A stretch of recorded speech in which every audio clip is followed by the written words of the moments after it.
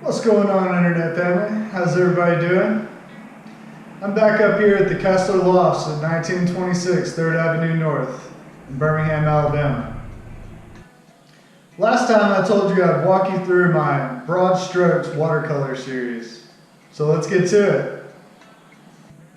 This piece is called Aleph, named after the Hebrew letter of the same name.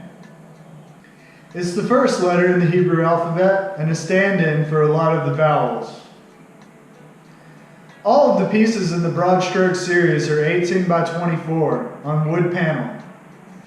They use a fine 140-pound quality cotton watercolor paper, and they are adhered to the panel with an acrylic compound. Each piece takes about a week to make, sometimes more. I use a 4-inch household paintbrush. I also use a very high quality watercolor paint, Daniel Smith. My favorite line of Daniel Smith watercolor paint is the Primatech series. It stands for primitive technology, and they use a lot of precious and semi-precious stones as the pigment, as they would have before the advent of acrylic paint and synthetic pigment derived from petroleum. This piece uses Amazonite and amethyst. The Amazonite is a rich, thick green, and the amethyst is a beautiful purple with natural sparkles. The sparkles, I believe, are derived from quartz. Part of the beauty of this series is seeing how the natural pigments separate into different organic compounds. They have different textures, different weights, and different colors. This piece also uses natural pigments from hematite for the black, sodalite for the blue, and amethyst for the purple. This piece is entitled 2.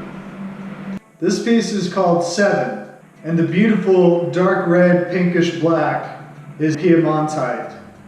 The other pigment, I believe, is called lunar black or moonstone, and it is composed of a red, a green, and an orange, I believe.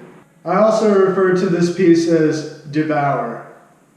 This piece is one of my favorite in some of my first attempts in the Broad Strokes series. It started out strictly as a desire to want to use one of my favorite pigments, lapis lazuli.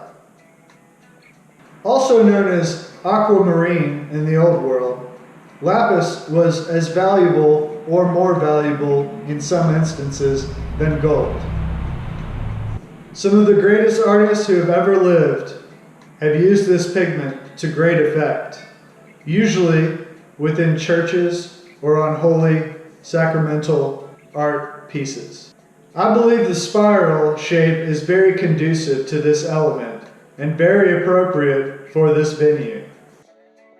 I call this piece Maelstrom.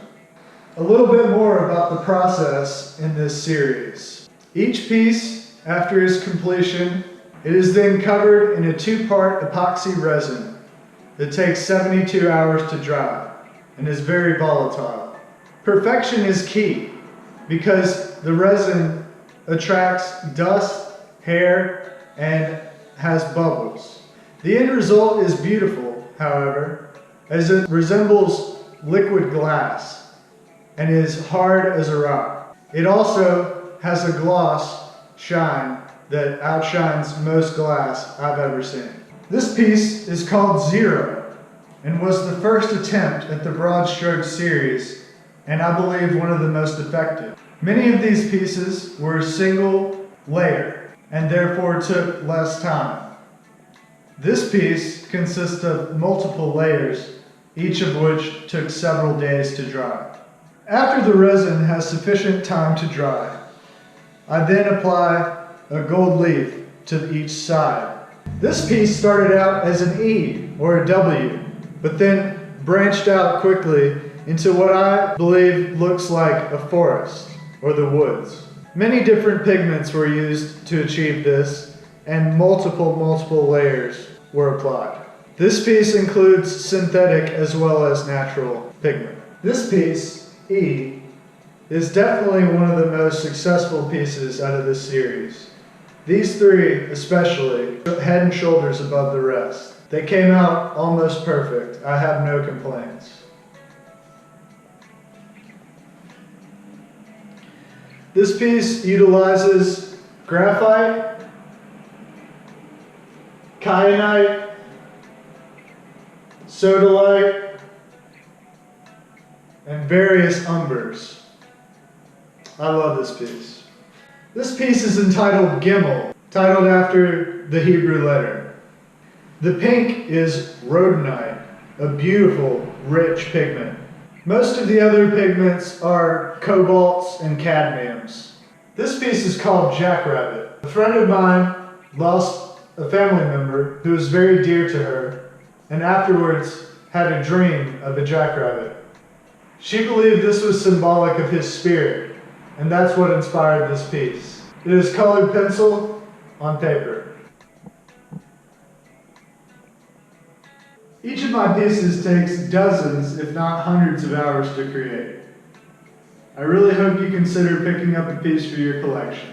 There will be a reception held at Forstall Art on June 20th from 5 to 6 p.m. I'm holding a social media promotion that if you take a selfie outside the Kessler building in front of my art and tag Magic City Mural Company on Facebook, you'll win a free $20 print. Thanks for watching. I really appreciate it. Really quick, before you go, I'd like to inform you about the Magic City Mural Company Patreon.